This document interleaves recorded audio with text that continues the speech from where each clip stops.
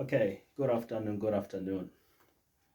Now your CV has passed the 6-second test and you get that coveted invite for an interview.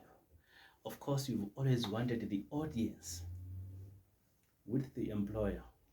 Now the question is, what do you do? There are some of the things that you need to do prior to you walking into the interview room. Things like research. Number one, research about the organization, its culture, its product and services, and probable some of its recent projects and some of the things that they stand for. They might be standing for something greater than just their mere products. If you also happen to share the same belief system with the organization, find an opportunity to speak about that, but research about it, because you never know until you research.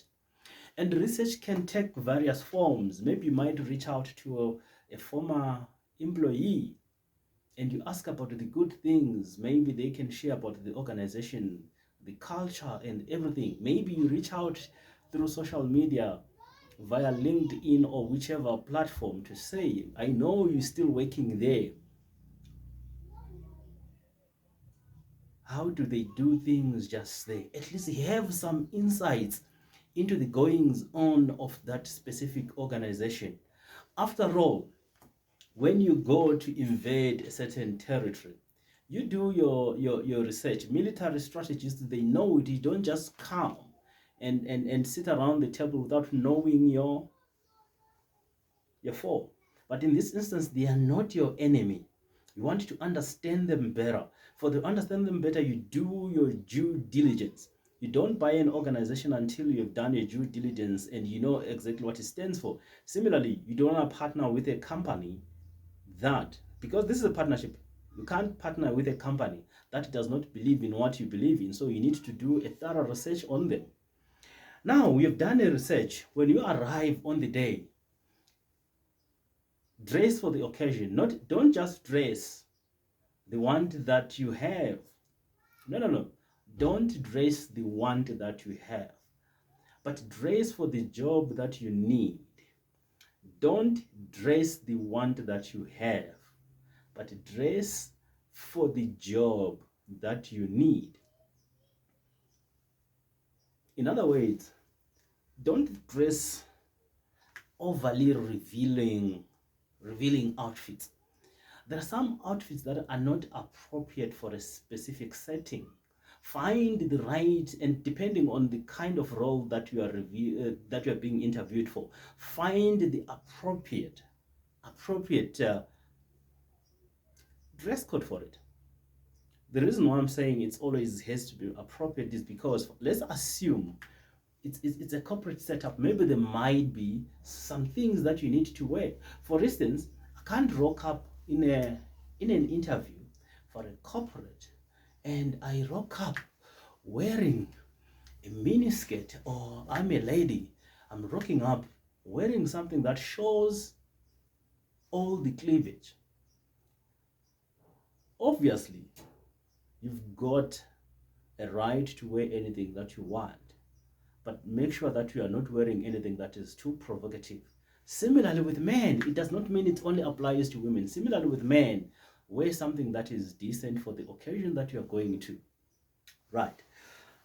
But most importantly, this is what you need to wear. Wear your best attitude. Attitude is about everything. As soon as you go there and somebody can sense that you've got a mean attitude, probably the interview is over.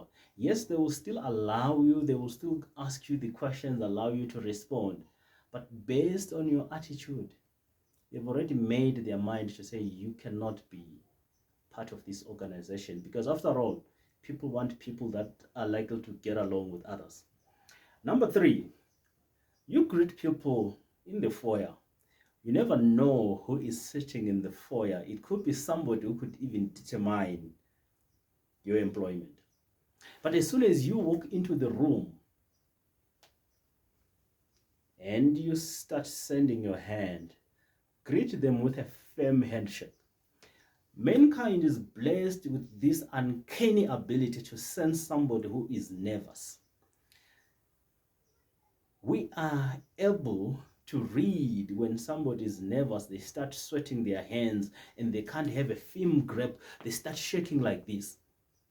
And once you do that, I can guarantee you, you will be nervous in the interview itself. You will not be able to fully express yourself and to answer the questions succinctly in a clear and concise manner, which takes me to the fourth point.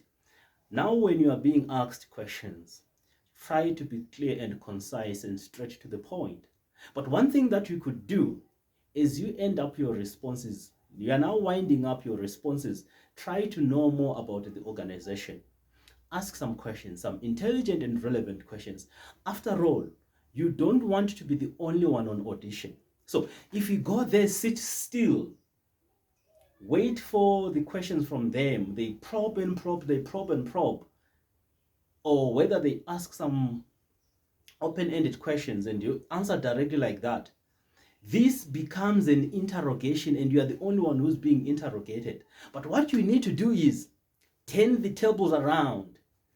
Based on the questions that they've asked you, also answer it, but seek to know more about the organization, because in an interview, it is not the company that is assessing your suitability for the job, but you're also assessing the company's suitability to employ you. Because I mean, after all, you're going to be spending your time there, so you need to know whether is this the right organization that you want to partner with. So ask them the questions. The more you keep them speaking, the more you sense how they also do the things there. You shouldn't be the only speaker, or you shouldn't be the only one who's responding to questions. Let them have to respond to your questions. But when you answer theirs, be clear and concise. After all, we say, brevity is the soul of wit. Stop with these meandering and passive voice where it leaves somebody confused. What exactly were you trying to do? If you don't understand a question, ask them to rephrase the question so that you can answer the question that was intended to be answered. Many times you find an interviewer is asked a question and it doesn't understand the question, then he starts to answer. If you answer something that you did not understand, you will give a wrong answer. So the first thing is ask the question, ask them to clarify what exactly do they mean. Then give your best shot. One final one. I know many people, when they get to an interview, they are always nervous. You don't know whether should I even go and take a seat? What should I do? What I can say is just relax, be yourself. It's a dialogue, it's a discourse. A dialogue and a discourse. There are no heroes and villains. All of you, there is something that you need to know about each other. So whilst you need to know about the organization, they need to know about you. So sit down, feel relaxed, but don't be too comfortable. After all, I mean, it is not your home. Have you ever seen that kind of guest that comes to your home, as soon as they get into the house, they rush into the freezer, into the fridge, they open something, they take some drinks and they start sipping the drinks. They haven't even asked for permission, or they have not been asked, what can I offer you to drink? So when I'm saying you have to be comfortable when they offer you something. Yes, you are free to say you want it or you don't want it, but there is a way how you handle yourself. There is some decorum that you need to maintain. Even your demeanor once you're there, be a human. After all, be a human, because it's intended to be a dialogue of two humans. Just be human, but answer their questions in a manner that they will understand what you mean. There are many things that I'm still going to cover. Keep tuned. Thank you.